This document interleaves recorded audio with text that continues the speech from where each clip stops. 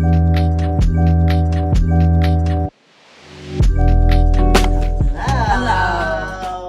How are you? Good. Happy Friday. Happy Friday! Feels like a celebratory Friday. I know. What are we celebrating? Well, my book launched yesterday. Woo! The PR writing workshop is now available for professors and instructors to adopt. It's also on Amazon and BarnesandNoble.com, which feels weird and exciting and terrifying. So, but just putting your whole self out there and your whole career in a book. like every good story I have is in that book. So. There are some good stories. I got the pleasure of editing and reading the whole thing. Well, everyone needs an ideal reader who's a writer, and you're the ideal reader, whether you kind of want to be or not for this relationship. So, but yeah, it feels good to have it be like done and out there, and then like kind of like whatever happens from here, is sort of bonus. I mean, if only it was out there when you were on maternity leave, and I became a PR person for a small you'd be like, of time. What do I do now? Chapter 11, crisis PR. I basically just kept up my PR style. Yeah, but I think that like any PR person, you develop your own style and you kind of like have to wing it and sort of figure out what you're doing in the moment. But hopefully this book will help kind of structure some of that. And I just really want students to believe that they can be writers. I think that's really what it comes down to, is that a lot of students come into classes and they're really worried about whether they can write or not. They've had some tough high school grammar teachers who have kind of like cut down the confidence a little bit. So we just got to like build it back up a little bit and be like, you can write promotional writing. You're going to be okay. I guess so. I don't know. That was probably me. Like I don't think I learned how to write properly, just like in paragraph form, whatever. But I feel like we all feel that way, and your writing is fine. You write like you talk. I don't know, I guess. But is that like how you're supposed to write? I mean, how are you supposed to, what is writing You anyway? tell me, Professor. It's this human creative act, Jannie. It can be whatever you want it to be. And the more AI comes in, the more I think we're appreciating human writing, True. So we're just kind of like, I would love to hear you write like you talk, because then I know it's a human. So it's nice. I know. Hey-o. Hey-yo. So yeah, so that happened this week. And it's much like I try to tell people sometimes too, like when you have this long goal and you like get it and you achieve it, and then you kind of have that like now what moment, you have to just find the next goal and keep going. So that's what I'm doing. Keep going. Yeah, just keep going. What else are we doing? I know. Mowing the lawn. Yeah, which is all I keep thinking about right now. Today's mow day. And it's about to rain, you guys. And she's not sure if she's going to make it. Listen, I'm on electric. Yes. You're on electric? I'm on an electric mower, and if it starts thundering and lightning, I have to go inside, and then I have to pause. You know how I feel about pausing. Yes, no, we cannot interrupt. If we interrupt, it's bad news bears. Interrupt my routine. Yeah. Well, it's funny because now we're very much still working, but we're in our like the lawn must be mowed. Like, remember when we were in Portland and our lawn was like 3 feet high, and we were like, what lawn? Didn't our neighbor let us borrow their gas mower because our electric mower wasn't cutting it because the grass was so long? And it was like, that, so sad. Well, that, and I don't think I ever sharpened or replaced the blades in the 10 years we had that one. No. So we were busy. We were running 2 businesses and having kids, and we just could not be bothered with that lawn. Like, I remember my parents always complaining, being like, when are you going to mow this lawn? We should have I don't know. We should have just stayed in an apartment. That would have been easier. Yeah, but we wanted the lawn that we never mowed. The house, the dog, the kids, which, we got all those things. At least we had a cleaning service back then. Oh my God, we were smart to do that. Yeah. But this house is manageable for that. It takes about an hour to clean this house. So small. But wonderful. Yeah, so you're in your lawn mowing era, and I'm in my birding era, and we're just like, we're like cottagecore, like old elder lesbians now, where we're like, what? I've gotten to the point where anytime I see a new bird, I'm like, honey, there's a new bird. You can't see it from where we are, but it's literally right out here, and it's in the back of my mind. Like, I'm like, what bird is there? I want to look right now, but I know I have to look at you because we're on the podcast. I should have known better when you got the Amy Tan book. Oh, yeah. It was all about birds. And she drew the birds. She's really a good artist. I mean, it was during COVID. She seemed to have a lot of time to do these things, but she's such a great writer, and she's a talented artist, and it's a beautiful book. And now it's just like right there in case I need to like look up a bird. However, I usually look it up on the internet instead and just be like, what is this brown bird with a gray body and a red head? You don't just take a photo? No, I don't want to. I'm actually trying to like not use the AI as much. I mean, even well, I like guess. I'm trying to just kind of see if I can like chill, you know, and just do a straight up good old fashioned Google search. And now Google is powered by AI, so I can't really get away from it, but it feels better. Why does it feel better? It's Because dumb. it's old school, like because we're the old people. Because I'm Gen X and I'm just like, I'm gonna have records, tapes, Google search. I don't know. I feel like the AI backlash is so real right now that it's getting to me a little bit, and I'm kind of like, okay, no, I am going to use my human brain. It's going to be good. And I don't think I was using it all that much too, but I was like, you know, playing around, like making sure I had the AI skills. But now I'm just kind of like, I don't know. Whatever. Is it no longer a shiny toy? I think so. I think the bloom is off the rose, as they say, and the Well- honeymoon is over. And what other cliches can I think of? All the corporations are probably just figuring out how to pay for it now because all the prices went up. So now Yes, it's like the a tokens. competition. I know. And SpaceX is IPOing today, and that feels like, what is Who happening? are we? The fact that you No. even just said SpaceX IPO. And I made What's it. that? I made it like IPOing. Like it's a verb. Just making new words up. But yeah, like but it's a big one because the valuation is just astronomical. Get what I did there? You know what's weird? You're terrible. I'm on a roll today, but I'm bummed. The fact that I am turning into my mom, where I am keeping No. track of the stock market. Definitely not. Oh, fuck. I actually think you're Sorry. turning into your dad I am more than your my mom. mom and my dad. But yeah, you're Both keeping of it. track of the stock market. Well, everyone's retirement is in the stock market. It's called a 401k, right? So we have no choice but to follow the stock market. So dumb. Yeah. So sad. So yeah, so what are you finding in your following of the stock market? I don't know. I'm just You're just I'm sad. watching it. I'm sad. I'm excited and sad at the same time. Oh, yeah. Well, that's why we have to look at the birds. That's why the birds are so exciting. It's just like, truly, I get excited when I see a cardinal. Like that, I think the cardinal's still my favorite. Although the blue jay today was equally exciting because I was trying to attract blue Honey, jays. a new bird. Stupid. That was you. Who are we? It wasn't That even was me. Honey, a new bird. What kind of bird is it? And I'm just like, oh, it's a blue jay. So funny. But I especially bought this like nut-based mix because I saw on TikTok, because all of my TikToks are now bird feeding, like these gorgeous like spreads. Like people make like charcuterie boards for birds, and they put like peanuts and like nut mix and like safflowers, and it attracts all different kinds of birds. So I bought a nut mix because I was influenced by TikTok. You better start feeding Again. that squirrel in the backyard. That squirrel was like attacking that one in the back. Okay, I filled that 2 days ago to the top. It's this massive It's bird like feeder. It's pretty big and pretty human. wide. And then I filled it with like stuff I thought it wasn't gonna like mealworms and like the safflowers and things that it likes all of it. It like Gross. I feel like it tackled Oh my it. god. Yeah, ate it all. So yeah, this is what's happening Oh my here. god. Also, go Knicks. Oh my god, Knicks! And we were in New York Talk City. about celebration. Concrete That was jungle awesome. where That was awesome. dreams are made of. You know, the one thing I wanted Taylor to see is like the streets filled with people watching the game. And of course, where was he? Sleeping over at his cousin's. Yes, yes. So then you, me, and Evelyn are just seeing like crowds of I know, people. that was so People fun. sitting on the ground. I was like, oh, why are they sitting on the ground? And then I see them like looking across the street in a bar. Yeah. Because they're having a viewing party. I'm like, oh, that's why. Okay, don't- then, well, then that- it's acceptable. People had to be on the street because the bar was so full. Bar was so full. And did you see the videos of people like bodegas put up like flat screen TVs like outside the bodega? Oh, that's And there was awesome. like 200 people like on the street watching it.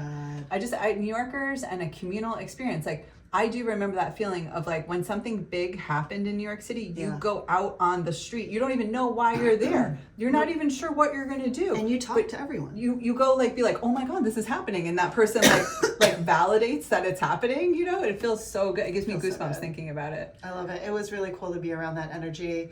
Like, Taylor got so embarrassed because somebody was in the hotel lobby, and I was like, "Go Knicks!" And he's like, "Mama!" Oh, Ah! so cringe. So I was like, "Taylor." she was wearing a Jalen Brunson She's shirt. wearing a Knicks jersey. That's when you say, like, that's how this community comes together. And then the best is, like, the next morning, like, we walk by somebody else with a Knicks jersey. He's like, I like your jersey. Yeah. Thanks, man. Oh and my he God. like felt so good. His shoulders up and are- down. The shoulders are activated, like when he's mad or when he's happy. It's like the shoulders are everything right now. Oh my God, it's so cute. But yeah, he did understand the communal experience after a while. But I was saying to you earlier that I don't think that the younger generations have experienced like what it means to come together over one thing and everyone's invested and that it's like happy, like it's not a bad thing, it's a good thing. And like we used to have this over just like the Super Bowl or I don't know, like a Britney Spears performance Oscars, or like, but like we don't have that anymore because everybody's splintered on their own media and tablets and things. But it was really cool. I saw a meme that was just like, it is really nice to come together over something like singular event that is really positive. And I was just like, man, this just doesn't happen that much anymore. No, and people spilling out into the streets, like that's just different. It's crazy and such a happy moment. It's so spontaneous. Like there's some watch parties that are organized and things like that, like the ones in like Central Park and stuff, but there's so many that are not. And that New York kind of like allows it. Like New York is so funny because it's so hardcore and there's all these rules that are sort of like meant to be broken a little bit. Like where you're just like, if everyone's going to spill out on the street and climb some like street poles and climb on top of MSG, like we're not really going to arrest everybody. We're going to arrest a few, but like there's some like leeway there that's always a little exciting. You never know. It's insane. Yeah, it's insane. I will be curious. I mean, it's almost good that the next couple games are not in New York City. I agree. It's going to be scary because I think New Yorkers like it's like this is the decision time, you know, and I think New Yorkers are going to lose it a little bit. Man. If the Knicks win. I mean, like it's like they will have a large celebration. It's going to be insane. I think it will be so fun and happy and like celebratory and like parades and ticker tape and all that. And I feel like I hope for that. I just want that. Like I feel like being in like Mom Donnie's New York and being in this like very positive setting was just really lovely. Like we were in downtown Brooklyn and it's just been revitalized in so many ways, and just like we would never have stayed in a hotel in downtown Brooklyn before. Like there just weren't hotels down there. No. And we stayed there and we had like Black Sea bagels and we like walked around and like it was gorgeous. Ramp cream cheese. For those of you who do not know what a ramp is, it is a green onion and garlic all in one vegetable, and it's magnificent. And it's only available once a year in like a 2-week span in the spring. So I don't even know how they were able to get the amount of ramps that they got. To make cream cheese out of it to too, make cream cheese in, I don't know how many bagel stores they have now. It was pretty green too. Like it was like a lot of yeah, they did not skimp on it. It was delicious. It's worth the extra $6. Oh my God. I know. Sorry. You gotta love New York for that. Like, but no, it's totally worth it. Do you remember one time we went to like a ramp festival? I want that. I want like, I need my water. Hold on, Jannie needs water. She's coughing too much. I'm dying. I've got allergies. You're ruining all the sun's coming back out. You're ruining all the clips for later because you keep coughing halfway through. You're a poop. Water break. Okay, now we're back. So yeah, ramps. Do you remember when we went to the ramp festival with Annie Washburn? Oh no, you didn't go. I went with Lauren from Food Network. Do you remember? And we went to an entire festival with Annie, who was like our like most, I don't know, ambitious foodie friend with this kind of thing. And she was like, come to Rhinebeck. And it was like an entire weekend of ramps. We need to go. We need to go. I don't know why I didn't bring that up earlier. Why haven't we gone? Yeah. Because we've been here for 3 years. Yeah. And Rhinebeck's not far away. Is it 4 years? We've been in Syracuse for 4 and then in this house for 3. Oh my God. Yeah, I know. 4 years have gone by in this house, in like Syracuse. Syracuse, I know. It feels weird. Time is so interesting too, because we were in Portland for 12 years, but it feels kind of like a dream. Like I miss it sometimes, where I especially miss the food and the people. But it also feels really far away now. You know, like there's like a time distance that starts to happen. Where are we in our 3rd career, right? And they say you change careers like 3 times at least. And I just sort of can't imagine not teaching at this point. Like I feel like I'm so invested in this career, and just as much as I was in my previous. But I really feel like this is like I've said this before and I'll say it again. Like I've never felt something that felt like a calling before. But teaching, the moment I stepped in front of my first classroom, I was like, oh, this is what I meant to do. Okay, I found it. Yay. I still think it's funny that I'm teaching, and so does my whole family. But you got new respect from your family. Oh my God! Did we talk about this? like, so the best is my dad, we talk every week. Every once in a while my dad comes on, but I talk to my mom every week, and my dad we were talking, and he's like, this is just the highlight of your career as a professor. And I'm like, I mean, I also yes, sure. I'm very excited In that some I'm ways. a professor. I feel very accomplished. Even I feel honored to be able to teach Yeah. students. But I did have a multi-million-dollar festival. I don't know. That's like a small thing. Yeah. And another business, 2 businesses. But teaching. But highlight. Your dad is a wonderful academic. He's a PhD forever. He loves to learn, and he views teaching and somebody who it gives the learning to someone else. That's the best thing you could ever do with your life. I know, but it was just really adorable. Yeah. I'm grateful. So I love teaching. It is super fun. Yeah, I know. And now we have our classes for the fall, so we're getting ready and starting to plan them out and do new and different exciting activities. I actually had a whole bunch of ideas while I was in the shower, because that's where I have all my good ideas. That's the liminal thinking that you'll find in the PR writing workshop. There's a whole chapter on it, where you actually have your best ideas when you're not actively brainstorming, thinking, working, because your brain is like, hey, what about this? So I think that the creativity and building I view it as building a little world that I get to share with the students. What story am I trying to tell them this semester? What world do I need to build around that story? And I love doing that. I know, and I want to because we're nerds, we're already thinking about, it doesn't even start till end of August, and we are starting to think about our classes and how we can change them up a little bit and make them more exciting, and relate to them a bit more. Right. Yeah, some more in-class exercises too and things like that, where you have to foster a little community building in there where people do things in your class and they get to know each other. So oh my God. I'm just thinking of all the ways I'm going to make people talk in class, and they hate that, but that's my job. So Fun. What else? What do you have on the docket today? I am going deep into some AI research today, and then also some creator research. So I've got 2 big research reports that I'm a part of that I feel really excited about and want to do a really good job on. I have these 2 big projects that I feel so strongly about. This, I don't know if anybody else feels this way about their work, but this is the sort of perfectionist in me, where I'm I want to do such a good job that I'm nervous about it. That I'm just kind of I've got to dive so deep into it and get to know everything so that I can become the expert in the field of creator studies and the field of AI detection now, because that's just evolving every day. So just trying to keep up with everything and make sure that I can write really good papers. So that's what I'm doing today. Nerd. All I heard was nerd, nerd, nerd, nerd, nerd, nerd, nerd. True. Guilty as charged. What are you doing today? I was about to say, what are you doing, Jannie? It only took a second. Just a little. It was little close. delay. little delay. Let's see. I'm mowing the lawn. It's so exciting. Doing billing, because I'm basically accounting still for our company. You're always good at operations. I really enjoy it, because anything that has to do with money. Oh my God. And then I might start getting the supplies for our table. Ooh. I'm building a patio table. Now that the patio's done, the front yard's mostly done. Still want to do a couple things, but I'll wait on that. But we need a table for the patio. Yeah. Mini patio.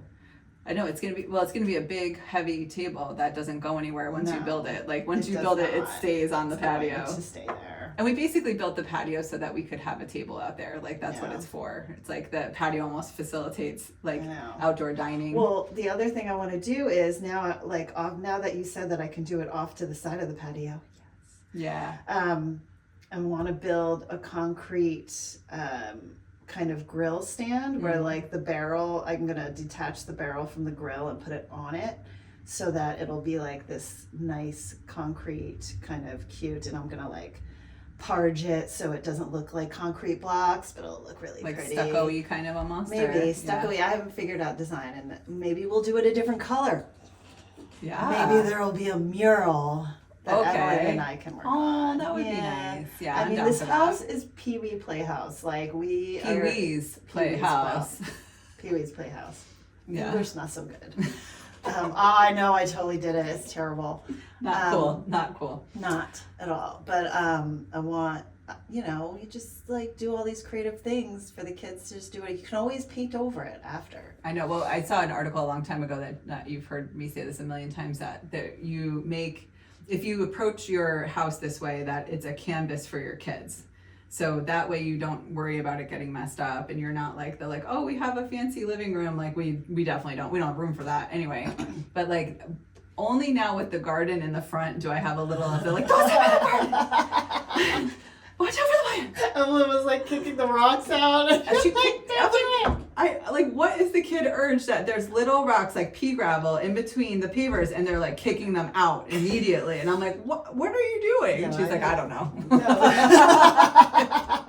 I'm being a kid. I have no idea. You knew that was gonna happen. Yeah. Oh my God. Evelyn is very into Sudoku. Sudoku.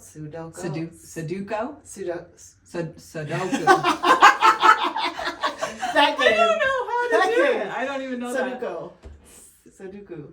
I don't even know.